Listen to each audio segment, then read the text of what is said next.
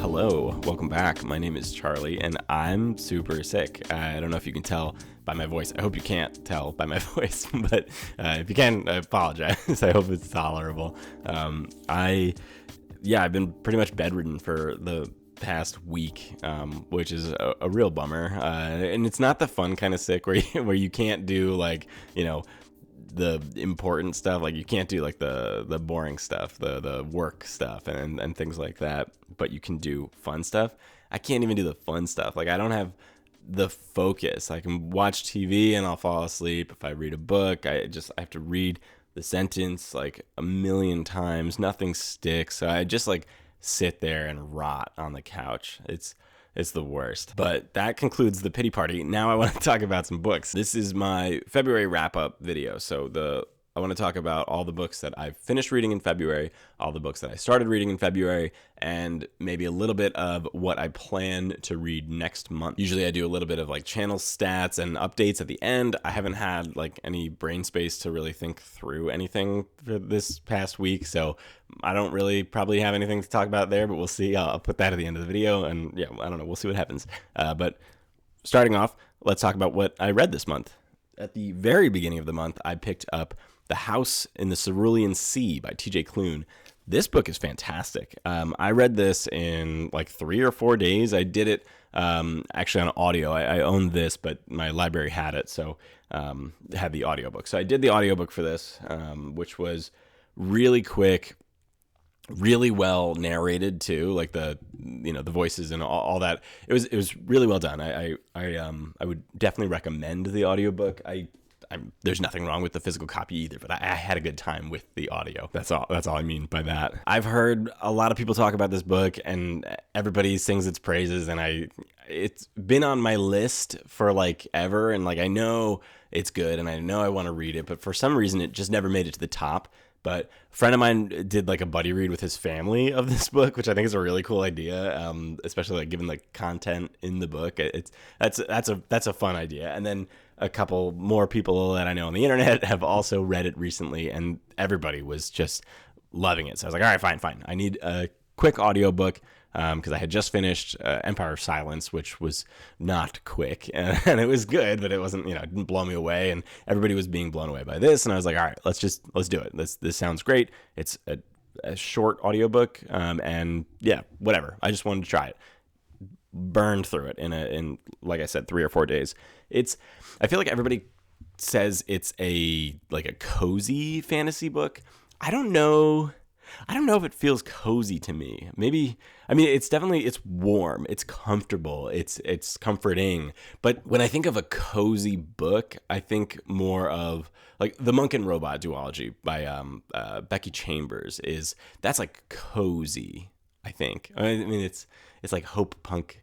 I just don't know what cozy is, but like Legends and Lattes felt more cozy than House in the Cerulean Sea, if that makes sense. I guess it doesn't make sense because I haven't explained it yet, but I feel like the stakes in The House in the Cerulean Sea were higher than I expected them to be. It's not the end of the world, but it's the premise of the story is that, well, what can I tell you? The premise of this book is that our main character, Linus is his name. Yeah, Linus Baker. Part of his job is to go and assess like orphanages and see if they are being run well enough to continue operation, right? And so he is sent off to this orphanage here, right on the cover, and he is told to, assess it, figure out if they're worth keeping around. And he's also told that there are people there that are unlike people that he's seen before, right? It's a magical world. So they were warning him about the kinds of magical children are at this orphanage, essentially, right? That's all on the back here. That's not spoilers. And that alone, to me, those are high stakes, figuring out if an orphanage is going to shut down. So I don't know, maybe it's me being a dad, but I feel like children, their like livelihood being at stake didn't feel cozy to me, but it was warm. It was it was beautiful. It was the story that was being told and the relationships that were being forged and the commentary on sort of discrimination and like a lack of equality and striving for equality and all of that was just really well done. The way everything comes together at the end, it's just is really well done. It's really, really well done. And the characters are awesome also. They, like I said, it's these magical children, right? But all the different characters, all those different kids are really fun, and the main characters, like the main adult characters too, are great. It was just a good time. It was an easy read in that, like, it's just all really digestible, and the story was really well paced, I think. And there are definitely a lot of scenes that are just like nice things happening. So I see why people call it cozy, I guess, is what I'm trying to get at. But I don't know why I'm still going down this path. But to me, I wouldn't classify it entirely as cozy fantasy. I don't know what I'm saying, maybe, but it's really good. I highly recommend this one. I gave it 4 stars, not 5 stars. Because I'm just picky about that. I don't think that this is for everyone, and my 5-star rating is that I think everybody should read this. I don't think it's for everybody, but I think it's for most people, especially if people are into like fantasy worlds and fantasy characters. Then yeah, absolutely read this. But if I know somebody doesn't like that, then I'm not going to recommend this to them. Definitely gets my seal of approval. I definitely, again, recommend this. I had a great time with it, and I'm very much looking forward to picking up book 2, which I'll probably do. I might do it this month because, again, they're really quick audiobooks and they're really nice for just like in between books. So, it might be this month. It might be next month. We'll see. I'm not sure when I'll get to that, but I will be getting to that. I liked it a lot. After that, I hopped into another buddy read hosted by Andrew Watson over on his Discord channel. And that buddy read was for Blood Over Bright Haven. Whoa, the glare is nuts in this room. But yeah, I'm in a new room, by the way. I'm in my library. I'm not going to be here probably for all my videos, but I didn't feel like walking down the stairs today, and I had all my gear up here, and so we just did it. Nobody's home. The perfect storm. So anyway, Blood Over Bright Haven. This is a book written by M.L. Wong, who you may have heard of from her other book, The Sword of Kaigen. There, I got there. The brain is working. Let me just put the book down because the glare is distracting me, so I imagine it's very annoying to look at. But anyway, Sword of Kaigen by Emma Wong is like a huge book, huge in terms of like prestige. People love The Sword of Kaigen. I've heard nothing but great things. And then the Blood Over Brighthaven came out, more recently. I forget exactly when. I think it was last year. No. Yeah, well, last year, 2024. Yeah, it came out last year. So it was, people liked it a lot. It wasn't necessarily as well loved as The Sword of Kaigen, but that was a really high bar. So, whatever. That's to be expected. That's fine. Anyway, was really excited to read that. I started reading it. Chapter 1 was like off the walls, like really cool. I loved chapter 1. It was intense. It was exciting. Really, I was all for it. I loved it. Chapter 2 wasn't as good. It was like a little less exciting. And then chapter 3 was kind of on par with that. And then it just kind of stayed like that for me. Again, this isn't a buddy read. I am in the vast minority of people in that buddy read and people on the internet. Like, people love this book. A lot of people had a really good time with this book. For me, it never got back up to the excitement of chapter 1, which is a bummer because chapter 1 was really exciting. And then there were a few things about it that I didn't connect with. I did not hate this book at all. I gave it 3 stars. I think I might have at some point, like, I was on the fence, 3 and 3.5. I landed on 3, and I'm sticking with 3. I feel good about a 3-star for this book. It just didn't do what I wanted it to do, I guess, and it did things that I didn't want it to do, which was a bummer. I wrote my full spoiler thoughts in a review on Goodreads, so I'll point you to that because I don't want to give any spoilers here, but basically, can I say anything about my review in a way that doesn't spoil anything? I don't think I can, really. The characters were mostly good. The action was mostly good. The magic system was mostly good. Like the magic system actually was really cool. I liked the way that was handled. I'm a software engineer, right? And so the way the magic is handled in this book is cool because it's kind of like, they're writing lines of code essentially, and then that gets turned into magic, right? So that's neat. I thought that was fun. My main issues came really in the believability, not the believability of like the magic system, because it's a magic system. I don't know. I believe that is how magic works in this world. I don't care about that. I'm not talking about that. I mean the real world stuff, like the human elements of it. I didn't buy most of it. There's definitely like echoes of reality in the patterns that are shown in the world and like the people in this world and like things that they're doing, but there wasn't enough reasoning, I guess, shown to me for me to believe that this problem would be real, like that it would be a real issue, or that it was a problem that wouldn't have been solved already at this point. And I've done like 4 takes of this part of this video, and I keep saying things that I think could be deemed as spoilers. So I'm going to stop here, and again, just point you to my Goodreads review if you're curious to my full thoughts. Yeah, that's where I'll leave it.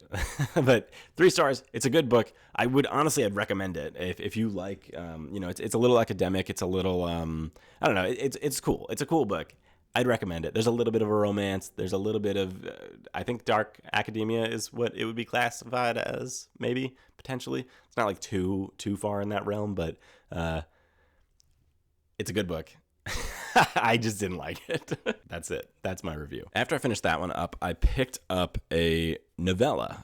This was a novella in the Sun Eater series. So this is Christopher Rocchio's series. I read Empire of Silence in January. Right at the end of January, I finished that. And this novella, The Lesser Devil, is what I picked up this month for that series. I'm going to be, I think, reading like at least one entry in that series every month, be it a full-length novel or a novella or short stories or whatever. And this is because of Andrew Watson, and his Discord is running, or his channel, or him being a person. He's running a buddy read kind of all year with this series, and that's what he's doing. Every other month, we're reading a full-length novel, and then between you fit in like the novellas and short stories and things like that. So I'm trying to follow that as best I can for this year. We'll see how long I stick with it, but right now I'm enjoying the series enough to continue. So I read Lesser Devil. I gave Empire of Silence 3 stars, and then I gave this 4 stars on Goodreads. But I think probably they kind of both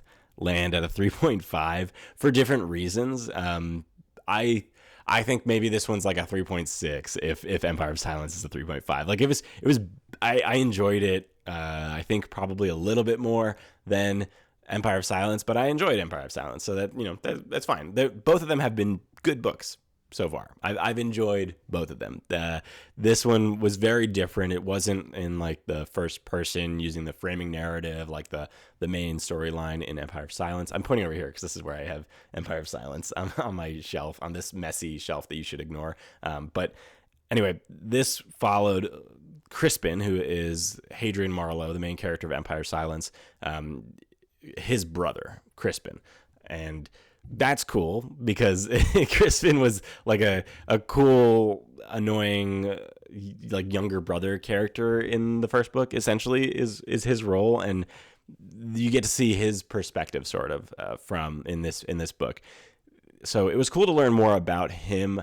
I just think that the way that we did it, like the storyline that we were following in this story, in this novella, it wasn't entirely, I don't know, it didn't feel super original. Like I feel like I've read this before, this kind of story. It's a novella, so I can't really tell you what happens in this book because it's short enough that if you want to find out, you could just read it. But what it really strives to accomplish is to give you a look inside the mind of his brother and how maybe his view on the world and on his brother essentially is different from Hadrian's view on kind of the world and him. Like how Hadrian viewed Crispin and how Crispin viewed Hadrian felt very different to me. So I thought that was really cool, like a cool commentary on maybe like the difference in a relationship from brother to brother even, which, younger brother to older brother.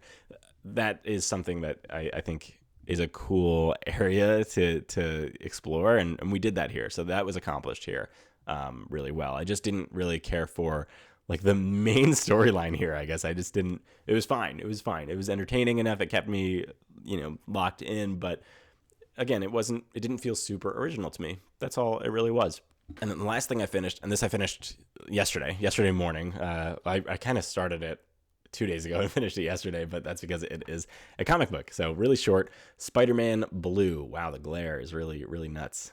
Sorry about that. But yeah, Spider-Man Blue, fantastic comic book. This was a reread for me. I read this, I don't even know how long ago, years ago. And there's again, in Andrew Watson's Discord, there's a comic club, he's started, or a few of us have started doing, essentially Sam Harrison is kind of running it. Sam Harrison is another guy here on YouTube, and he's also a frequent member of Andrew Watson's Discord. So he's been kind of running a comic book club over there, and it's been super fun. I hope he continues running a comic book club, because I have been having a lot of fun. It's been honestly just giving me motivation to like actually pick up comic books, because I love comic books, but I just never make time for them. So, having book clubs and buddy reads really helps to motivate you to pick up the things that you actually like reading. So that was fun. So I don't know how many of you like comic books or like hearing me talk about comic books, so I'm not going to spend a lot of time on this. Let me know if that is something that you want me to spend more time on in the future as I continue to read comic books.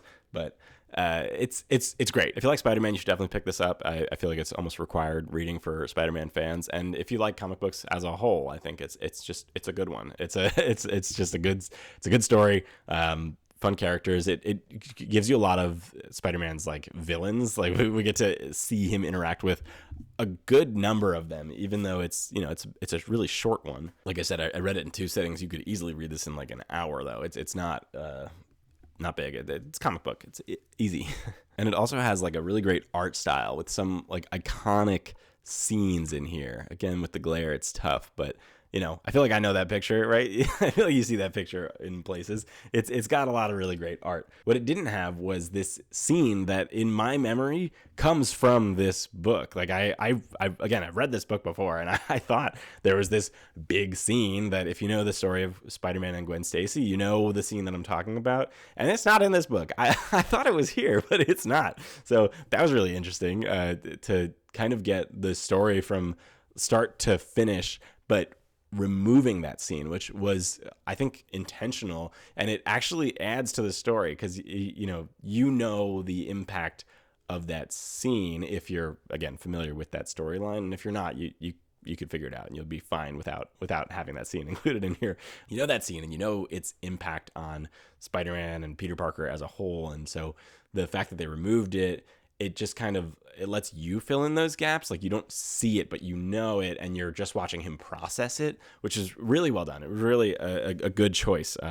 Really, I can't believe I thought it was in here. I'm wondering where that scene even is. Like, so I have to go find that. And that's it. So those are the things that I read, and now let's talk about the things that I'm currently reading. I've been doing a not so good job at staying focused recently, and I've been, like I said, I'm not able to like sit down and physically read a book. So I'm doing a lot of audiobooks right now, and I'm just smashing the rewind button, and because I keep missing things, or my mind is all over the place. I have no focus. It's a lot of brain fog. And when I do sit down to read a physical book, it just doesn't work. So I've made no progress on my physical reads. So one of those is Harbinger of Justice. I haven't touched it just because I can't sit down with it. I'm hoping I want to finish this, and I'm not that far from the end. So I should be able to finish this in a few days, once I can get back into the habit of reading, or not the habit, but once I regain the ability to focus on words on a page again. So I'm really looking forward to getting back to that, because I am really enjoying it, but I haven't touched it, which is a bummer. And I also haven't touched The Rise and Fall of the Dinosaurs. Wow, you really can't see that. Let me try that again. There it is in front of my face. So it focuses. Yeah, Rise and Fall of the Dinosaurs. It's again really cool. I'm like nowhere in this book. I've made no progress. I don't even think I'm 100 pages in yet. I just haven't sat down with it. I'm liking it a lot. I'm just not sitting down with it. So no updates on those really. I've made a little progress this month, but really not much. And most of my time has been going to audiobooks, which is how I finished those 2 full-length novels. Those were both on audio. And then I also did The Lesser Devil on audio. And then since finishing that, I started the audiobook for Assassin's Apprentice by Robin Hobb. Finally, I made my way to Robin Hobb. I'm loving this. I'm not surprised at all. I've been saying forever that I know I'm going to like Robin Hobb, and I don't know why I put it off this long, but I did. But I'm here now, and it's so good. It's just so good. I feel like I hear people complain about the pacing, and I knew that wasn't going to be an issue for me, and I don't know if it's like an issue in book 1 for people, but I'm having no issues with anything in this book so far. I think it's been just really good. It's exactly my kind of book. It's it's tough. Like the storyline is brutal to our main character, and the main character is so likable. At least I think so. At least right now, Fitz. He's great. He's a great character, and you're watching him kind of get beat down, and he's trying to rise through it, and then the world just keeps throwing more at him, or really Robin Hobb keeps throwing more at him, this poor guy. But I'm only in book 1. I've heard that just kind of continues throughout the series, so bummer. That's sad. She keeps doing things in this book that I feel like as a whole humanity has decided, like, we don't do that. We don't put that in our stories. And she's like, whatever. I'm just going to do it. I'm just going to put that in the story. I'm going to do it twice. And she just keeps doing it. And I'm like, wow, okay. Like, that's mean, but all right, whatever. You do you, and I'm going to read it, and I'm going to enjoy it. And I did. And, so this has been really good. I am like 75% through the book, and looking forward to giving like more thoughts on this one when I finish it at the end of next month. I'll give thoughts on this. This is happy to be here. Very, very excited to be finally reading Robin Hobb. And then the only other thing that I'm like actively reading right now is the Paper Menagerie and Other Stories by Ken Liu. This is the book that I'm reading as part of my own buddy read. This is a collection of short stories, and in our buddy read over on Fable, which you can find the link to in the description below the video, we're kind of going through it at just a really slow, easy pace. We are reading one short story every week. So, we just made it to the end of the Paper Menagerie itself, which is like the title track. That's right on the cover. Wow, you really can't see this. There we go. That's better. So we made it to the Paper Menagerie, which is the short story that they titled the whole collection after. So I had a feeling that was going to be like a really good one, and it was. It really, really, it cracks your heart. It's good. It's powerful. And it wasn't at all what I expected it to be when the story started. It kind of felt like it was going to go in one direction, and then it ended, and it was like, whoa, like that's not how I expected to feel at the end of this. It gives you a nice reflection on kind of parenthood, but also childhood, like the perspective of being a child is how we're exploring the story for the most of it. But then at the end, it kind of turns around, and it's like, okay, but this is what it was like to be the parent in that situation. And I don't know if it's because I'm a parent, like a relatively new parent. I have a 1-year-old, so not that new, but it feels pretty fresh.